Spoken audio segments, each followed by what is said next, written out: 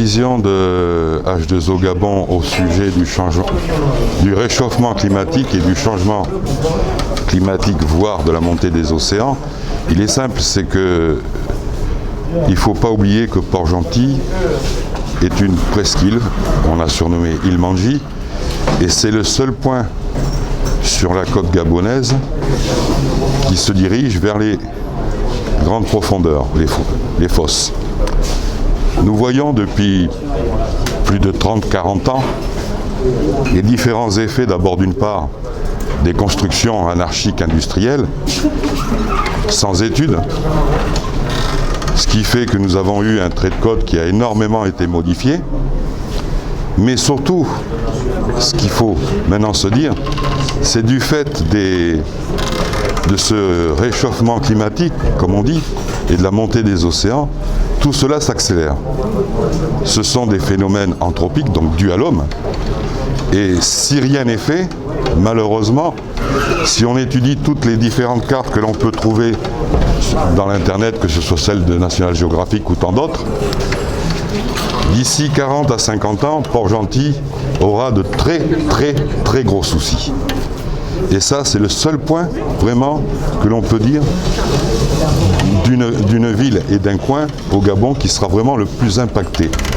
Libreville, ça sera secondaire, ils ont du socle rocheux, ils sont un peu plus en hauteur que nous, ici, nous sommes au niveau de la mer. Il ne faut pas l'oublier.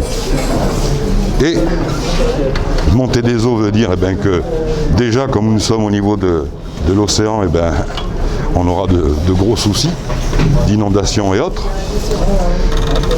Si cela ne se règle pas, il n'y a que 3 solutions face à nous. La première, c'est se battre. Mais se battre pas que pour Port-Gentil, ça veut dire toute l'île Manji. Ça veut dire d'énormes moyens. Est-ce que cela vaut le coup? Deuxième chose, deuxième possibilité, c'est de transférer Port-Gentil sur l'eau. Puisque nous sommes entourés d'eau, donc on peut très bien transférer Port-Gentil sur l'eau.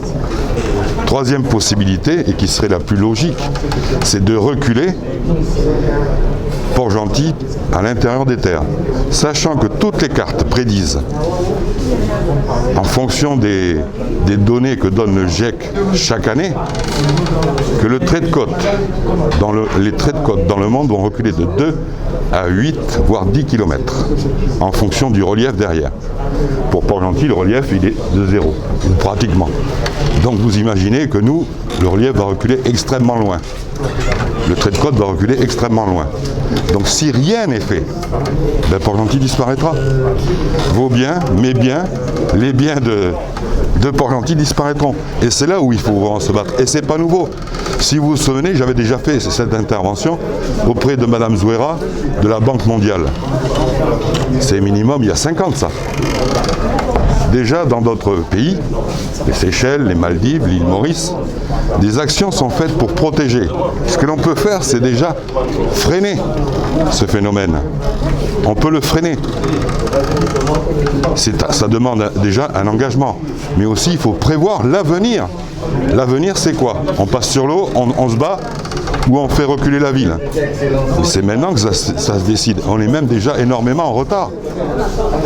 C'est maintenant que ça se décide. C'est pas une fois que l'on sera vraiment dans de graves problèmes que nous pourrons décider de ce qu'il faut faire. C'est maintenant qu'il faut acter, prévoir, projeter, dire voilà, on décide de passer sur l'eau, comme l'ont fait certaines villes aux États-Unis. Ils ont transféré les villes petit à petit sur l'eau. Mais ça, c'est des décisions qu'il faut prendre maintenant. Parce que ce n'est pas au dernier moment qu'on va prendre les décisions. Parce qu'il faut trouver les fonds. Il faut avoir des projets viables et durables. Sachant que la montée des eaux et des océans, que le réchauffement climatique et que le changement climatique ne va pas s'arrêter comme ça. Quand on voit tous les politiciens dans le monde, dès qu'on parle de ça, tout le monde tourne la tête. Donc au niveau des industriels, il n'y aura rien de fait. Et ça, c'est là le gros problème. Par contre, le jour où c'est qu'on aura décidé de faire réellement quelque chose contre le réchauffement climatique, à ce moment-là, les choses pourront peut-être s'améliorer, mais elles ne vont pas s'améliorer de suite. Il faudra déjà 50, 60, 100 ans avant que les choses redeviennent normales. Vous imaginez le nombre de générations que ça représente? Moi, personnellement, ça ne sera plus mon problème. Je mangerai les pissenlits par la racine. Donc, mais j'ai des enfants. Ces enfants vont faire des enfants et leurs enfants vont aussi faire des enfants. Les générations vont disparaître. Je vais prendre un exemple international maintenant. Avec ce réchauffement climatique et cette montée des eaux, cela va créer des problèmes d'immigration climatique dus au changement. Déjà, cela existe.